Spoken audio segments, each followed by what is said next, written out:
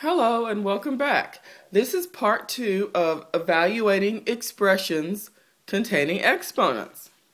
So basically what we're going to do is do a couple of mathematics problems in order to apply what we just learned in the previous video. Let's get started. Take something like 10 squared. You can start out by realizing that you're multiplying 10 times the power of 2, so simply write 10 twice.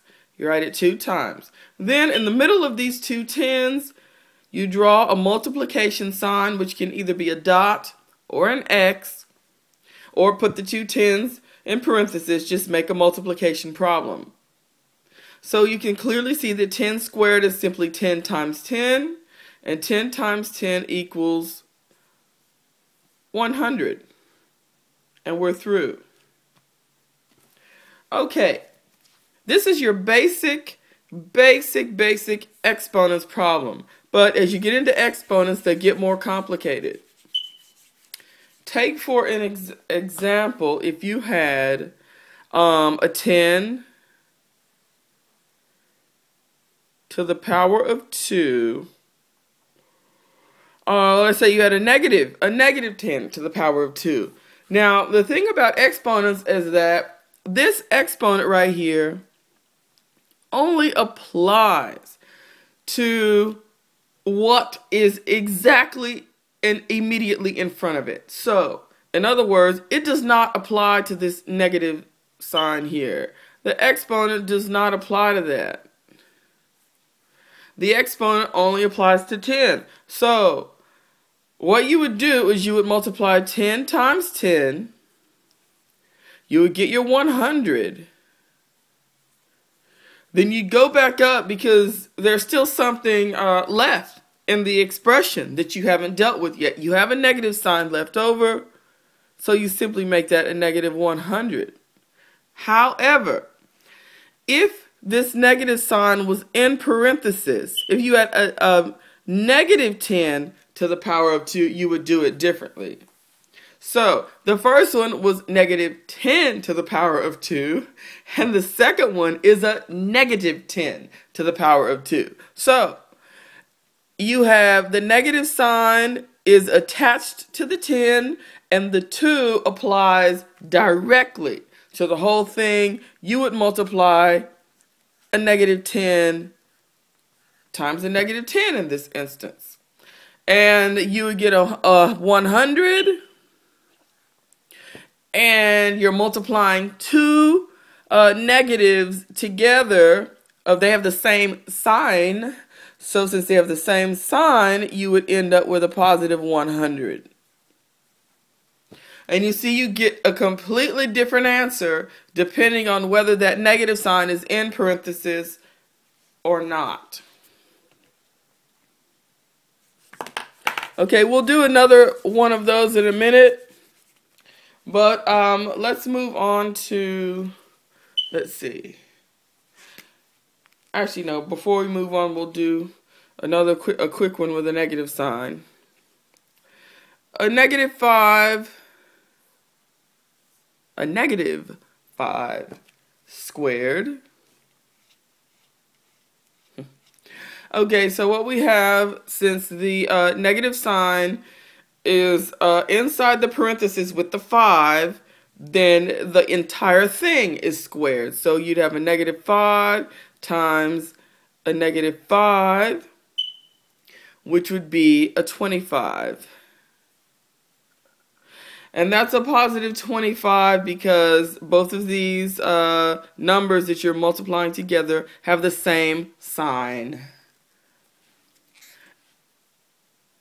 And let's do another one. You have over here a negative 5 squared. So we're going to leave that negative sign up there. We're going to come back to it later and just multiply 5 times 5 because we're really only squaring 5. The 5 is directly and immediately in front of our exponent, and it's the only thing that we're multiplying. So we're going to get a 25 But remember, there was also a negative sign in the expression before we did anything. So our final answer is a negative 25. Okay. Be very careful with those parentheses. And let's do a fraction quickly.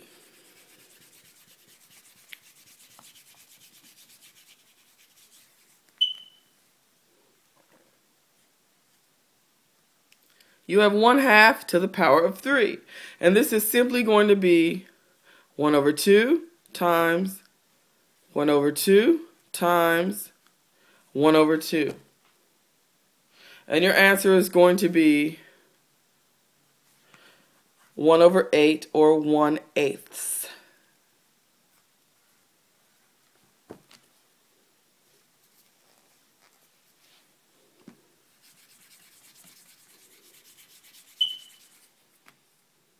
Okay, let's talk about exponents and the order of operations. So if you see a problem like this, you have a multiplication problem here because there's a number directly next to the parenthesis with nothing in between, so you know you're multiplying. But then you have parenthesis with an operation inside of there. Then you have an exponent with an operation on the outside. So you might be asking yourself where to start. Well, the order of operations says to start with parenthesis and brackets. And so here we have a 2 minus 6 inside of our parenthesis. Once we do that, we know we have a negative 4. So our new problem becomes simply 3 times negative 4 to the power of 2. So after the parenthesis, what do we have next? Well, according to the operations, we have exponents. So let's deal with our exponent.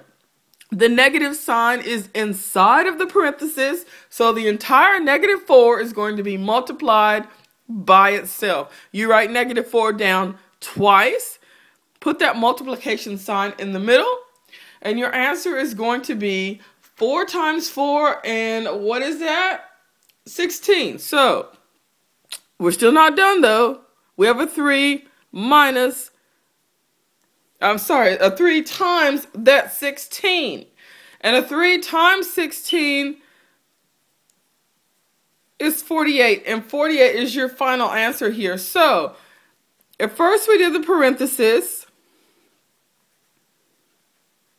Then we did exponents. And by doing our exponent, we multiplied negative 4 times negative 4. That gave us a positive 16. And after exponents, there's multiplication and division from left to right. We didn't have any division, we just had multiplication here.